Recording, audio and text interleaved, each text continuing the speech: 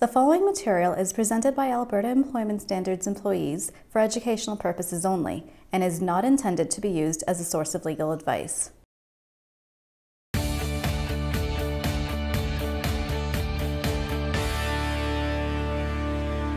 A reservist is a member of the reserve force of the Canadian Forces referred to in the National Defence Act. Under the Code, employees who are reservists are entitled to an unpaid, job-protected leave of absence when deployed to an operation inside or outside of Canada. This includes any required pre- or post-deployment activities. Reservist leave may last as long as necessary to accommodate the period of service, and there are no restrictions on how often a reservist can go on a domestic or international deployment.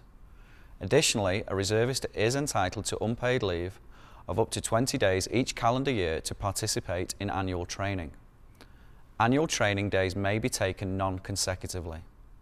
Eligible full-time and part-time employees must have 26 consecutive weeks of employment with the same employer to be eligible for reservist leave.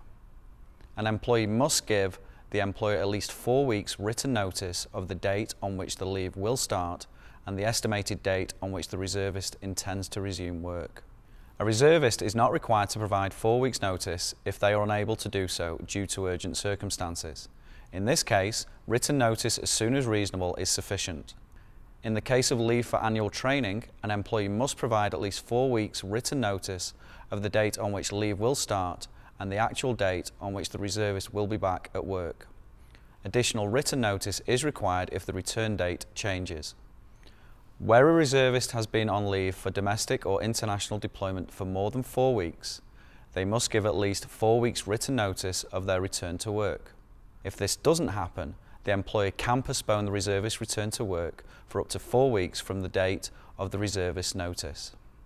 Where the reservist has been on leave for domestic or international deployment for 4 weeks or less, advance written notice of their return to work is still required, but it can be less than 4 weeks and the employer cannot delay the return date. Employers are obligated to reinstate employees returning from reservist leave to the same or comparable position. And the employee's earnings and benefits must be at least equal to those received when the leave began. Employers may not terminate an employee on reservist leave unless the employee suspends or discontinues the business.